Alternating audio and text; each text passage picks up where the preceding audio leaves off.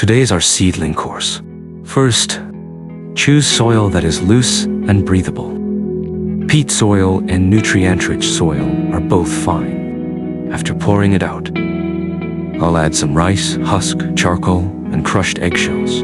These two materials not only improve soil aeration, but also help adjust the soil's pH. They provide potassium, calcium, and other elements for plant growth. The rice husk charcoal is really great. It contains silicon, which enhances the plant's resistance to lodging and diseases. And it also has some insect-repelling properties. Don't add too much, just a little is enough. Mix it together, then spray some water to dampen the soil. Mix it again. When you grab it, it should clump together, but crumble easily when touched. Now it's ready to go into the seedling tray. I really recommend this seedling tray.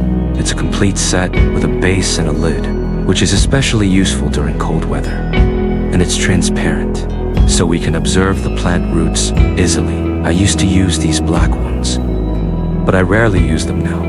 Look, it's much bigger inside. After filling it, remove the excess soil from the top. One very important step is to press down on the soil. You can use your fingers to press, or use another seedling tray to press down on it. Just a little pressure will do. After pressing, we need to water it again. Spray it 2 or 3 times, and let it absorb the water.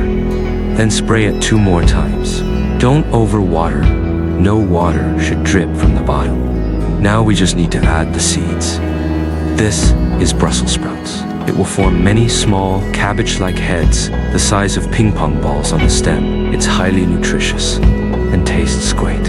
The seeds I chose are a bit more expensive than regular ones, but there's a reason for that. First, the seed purity is high, with strong vitality and disease and pest resistance. Good seeds are few, but they are plump and full. Place each seed one by one in the seedling tray. This is kale. It comes in various colors.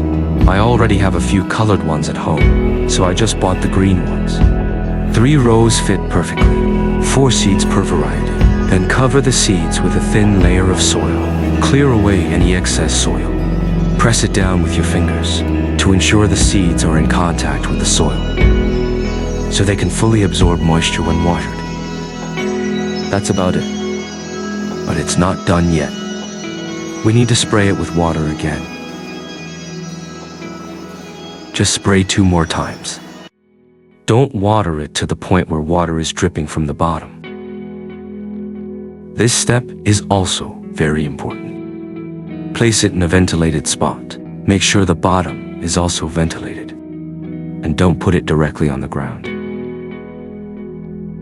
That way, water won't collect underneath, which would be bad for seed germination and growth. You can find a hollow frame or prop it up with something. Put the seedling tray on top of it.